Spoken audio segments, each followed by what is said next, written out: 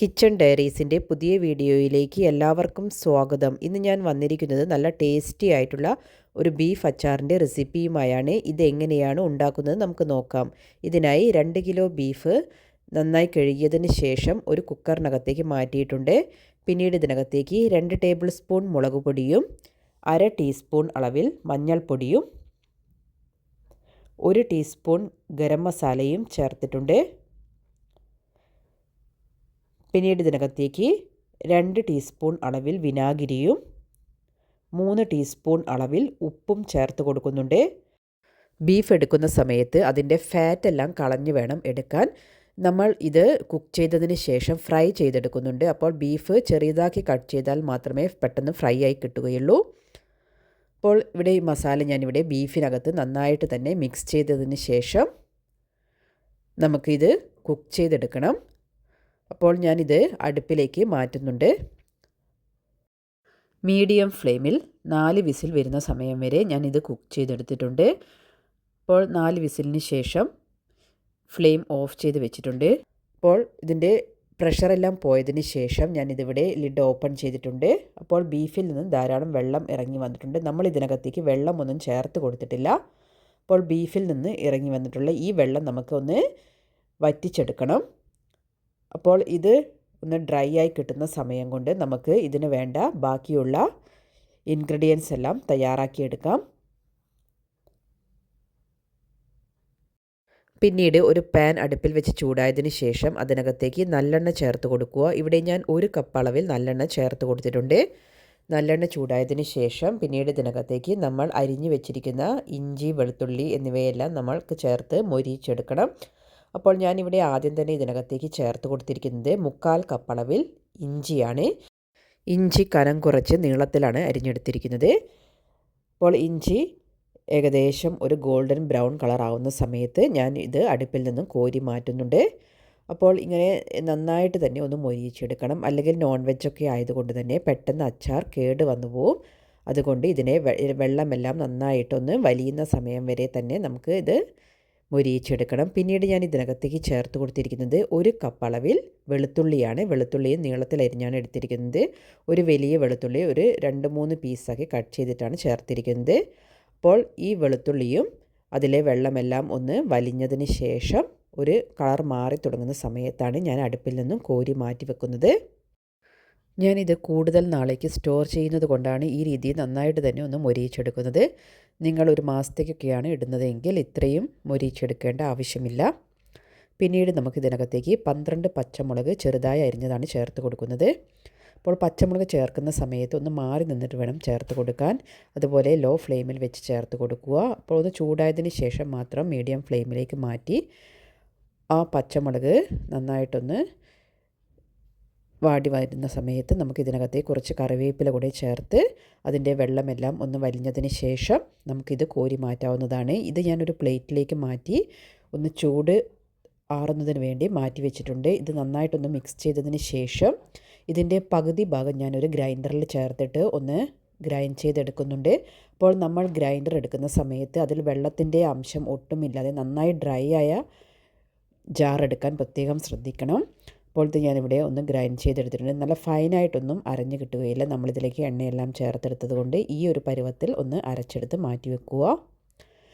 അപ്പോൾ നമ്മുടെ ബീഫിലെ വെള്ളമെല്ലാം വലിഞ്ഞതിന് ശേഷം ഡ്രൈ ആയി കിട്ടിയിട്ടുണ്ട്. ഇത് നമുക്ക് ഫ്രൈ ചെയ്തെടുക്കണം. അതിനായി നമ്മൾ നേരത്തെ എടുത്ത പാനിലേക്ക് 1 കപ്പ് നല്ലെണ്ണ കൂടി ഞാൻ ചേർത്ത് കൊടുത്തിട്ടുണ്ട്. അതിനുശേഷം ഇതിലേക്ക് ബീഫ് ചേർത്ത് കൊടുക്കുന്നുണ്ട്. തീ ഒരു മീഡിയം ടു ലോ ഫ്ലെയിമിൽ വെച്ച് നമുക്കിതൊന്ന് ഫ്രൈ ചെയ്തെടുക്കാം. ബീഫ് ഇതിലേക്ക് കുറേശ്ശെയായി ചേർത്തിട്ടാണ് ഞാൻ ഫ്രൈ ചെയ്തെടുക്കുന്നത്. അപ്പോൾ ഇത് ഇടയ്ക്കൊന്ന് ഇളക്കി കൊടുത്തുകൊണ്ടേയിരിക്കണം. അല്ലെങ്കിൽ ഒരു ഭാഗം കൂടുതൽ ഹാർഡായി പോകാൻ ഇടവരും. അതുകൊണ്ട് ഇടയ്ക്കിടയ്ക്ക് ഒന്ന് ഇങ്ങനെ ഇളക്കി കൊടുത്തുകൊണ്ടിരിക്കുക. അപ്പോൾ തീ ഒരു മീഡിയം ടു ലോ ഫ്ലെയിമിൽ വെച്ച് നമുക്കൊരു 10 മിനിറ്റ് സമയത്തോളം ഇങ്ങനെ ഫ്രൈ ചെയ്തെടുക്കാം. അപ്പോൾ കൂടുതൽ ഇത് ഹാർഡായി പോകാൻ ഇടവരരുത്. കാരണം ബീഫിൻ്റെ ഉൾവശമെല്ലാം ഹാർഡായി പോയി കഴിഞ്ഞാൽ അച്ചാറിന് കൂടുതൽ ടേസ്റ്റ് കിട്ടുകയില്ല. അപ്പോൾ ഏകദേശം പുറംഭാഗം നന്നായിട്ടൊന്ന് ഫ്രൈ ആയി കിട്ടിയതിന് ശേഷം നമുക്ക് ഏകദേശം ഒരു നല്ല ക്രിസ്പി ആയിട്ട് തന്നെ പുറംഭാഗം വരുന്ന സമയത്ത് തന്നെ നമുക്കിത് അടുപ്പിൽ നിന്ന് കോരി മാറ്റാവുന്നതാണ്. അച്ചാർ ഉണ്ടാക്കുന്ന സമയത്ത് നല്ലെണ്ണയിൽ ഉണ്ടാക്കുമ്പോഴാണ് നമുക്ക് ഒരുപാട് നാൾ കേടുകൂടാതെ സൂക്ഷിക്കാൻ പറ്റുക. വെളിച്ചെണ്ണയിൽ ഉണ്ടാക്കുന്നതാണ് ടേസ്റ്റ് കൂടുതലെങ്കിലും ഒരു മാസമൊക്കെ കഴിയുമ്പോൾ വെളിച്ചെണ്ണയിൽ അച്ചാർ ഉണ്ടായിക്കഴിഞ്ഞാൽ വെളിച്ചെണ്ണ കനച്ച് അതിൻ്റെ ടേസ്റ്റ് മാറിപ്പോവും. അതുകൊണ്ട് നിങ്ങൾക്ക് നല്ലെണ്ണയോ അല്ലെങ്കിൽ നിങ്ങൾക്ക് ഓയിലോ യൂസ് ചെയ്യാവുന്നതാണ്. അപ്പോൾ ബീഫെല്ലാം ഞാനിവിടെ ഇതുപോലെ ഫ്രൈ ചെയ്ത് ഒരു പ്ലേറ്റിലേക്ക് മാറ്റി വെച്ചിട്ടുണ്ട്. പിന്നീട് ബീഫ് ഫ്രൈ ചെയ്ത ഓയിലിലെ കരടെല്ലാം മാറ്റിയതിന് ശേഷം ഞാനിവിടെ ഒരു പാനിലേക്ക് ചേർത്തിട്ടുണ്ട്. ഇതിനകത്തേക്ക് കുറച്ചുകൂടെ നല്ലെണ്ണ ചേർത്ത് കൊടുക്കുക. അതിനുശേഷം തീ മീഡിയം ഫ്ലെയിമിൽ വെച്ച് നമുക്കിതൊന്ന് നന്നായിട്ടൊന്ന് ചൂടാക്കിയെടുക്കാം. അപ്പോൾ ചൂടായതിന് ശേഷം ഇതിൻ്റെ ഫ്ലെയിം ഓഫ് ചെയ്ത് ഒന്ന് ആറിയതിന് ശേഷം ഇതിലേക്ക് 12 ടേബിൾ സ്പൂൺ മുളക് പൊടിയാണ് ഞാൻ ചേർത്ത് കൊടുത്തിരിക്കുന്നത്. പിന്നീട് ഇതിലേക്ക് 1/4 ടീസ്പൂൺ മഞ്ഞൾപ്പൊടിയും 1 ടീസ്പൂൺ അളവിൽ കായപ്പൊടിയും പിന്നീട് 2 ടീസ്പൂൺ അളവിൽ ഗരം മസാലയും ചേർത്ത് കൊടുക്കുന്നുണ്ട്.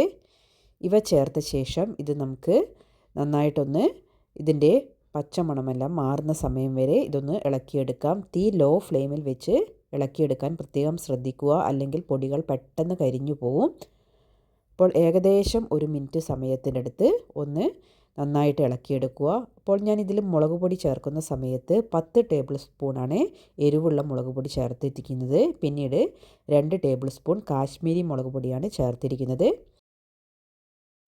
ലോ ഫ്ലെയിമിൽ വെച്ച് ആ പൊടികളെല്ലാം നന്നായിട്ടൊന്ന് മൂത്ത് വന്നതിന് ശേഷം നമുക്ക് ഇതിനകത്തേക്ക് നേരത്തെ നമ്മൾ മിക്സിയിൽ ഗ്രൈൻഡ് ചെയ്ത് വെച്ചിരിക്കുന്ന ആ വെളുത്തുള്ളിയുടെയും ഇഞ്ചിയുടെയും കറിവേപ്പിലയുടെയും എല്ലാം കൂട്ടി ചേർത്ത് കൊടുക്കാം.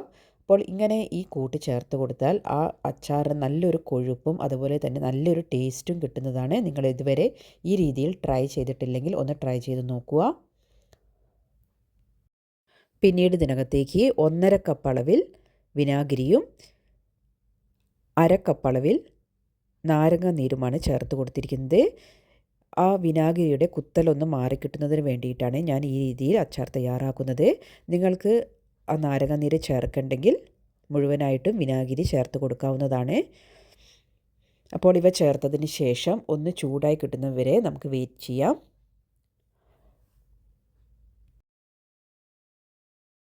ഇനി ഇതിലേക്ക് ആവശ്യമായ ഉപ്പ് നമുക്ക് ചേർത്ത് കൊടുക്കാം. 2 ടേബിൾ സ്പൂൺ അളവിൽ ഉപ്പ് ഞാൻ ഈ സമയത്ത് ചേർത്ത് കൊടുക്കുന്നുണ്ട്. നമ്മൾ ബീഫ് കുക്ക് ചെയ്യാൻ വെക്കുന്ന സമയത്ത് 1/2 ടേബിൾ സ്പൂൺ അളവിലാണ് ഉപ്പ് ചേർത്ത് കൊടുത്തിരുന്നത്. അപ്പോൾ മീഡിയം ഫ്ലെയിമിൽ വെച്ച് നന്നായിട്ടൊന്ന് ചൂടാവുന്ന സമയം വരെ നമുക്ക് വെയിറ്റ് ചെയ്യാം. ഇടയ്ക്ക് ഇങ്ങനെ ഇളക്കി കൊടുത്തുകൊണ്ടിരിക്കുക.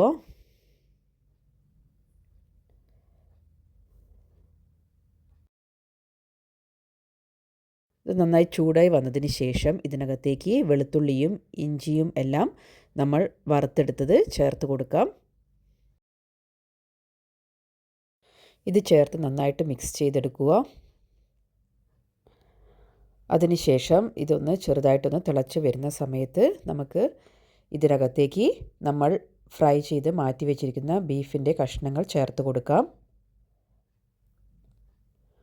അപ്പോൾ ബീഫ് ഇതിനകത്തേക്ക് ചേർത്തതിന് ശേഷം നമുക്ക് നന്നായിട്ട് തന്നെ മിക്സ് ചെയ്തെടുക്കണം.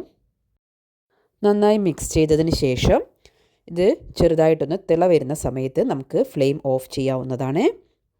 അപ്പോൾ നിങ്ങൾക്ക് കുറച്ചുകൂടെ ലൂസായിട്ടുള്ള ഒരു കൺസിസ്റ്റൻസിയിലാണ് അച്ചാർ വേണ്ടതെങ്കിൽ നിങ്ങൾക്ക് 1 കപ്പ് വിനാഗിരി കൂടെ ഇതിനകത്തേക്ക് ചേർത്ത് കൊടുക്കാവുന്നതാണ്. ഞാൻ കുറച്ച് ഡ്രൈ ആയ പരുവത്തിലാണ് അച്ചാർ ഉണ്ടാക്കിയെടുക്കുന്നത്. അപ്പോൾ വീട്ടിലെല്ലാവർക്കും ഇഷ്ടം ഈ ഒരു രീതിയിൽ അച്ചാർ ഉണ്ടാക്കിയെടുക്കുന്നതാണ്.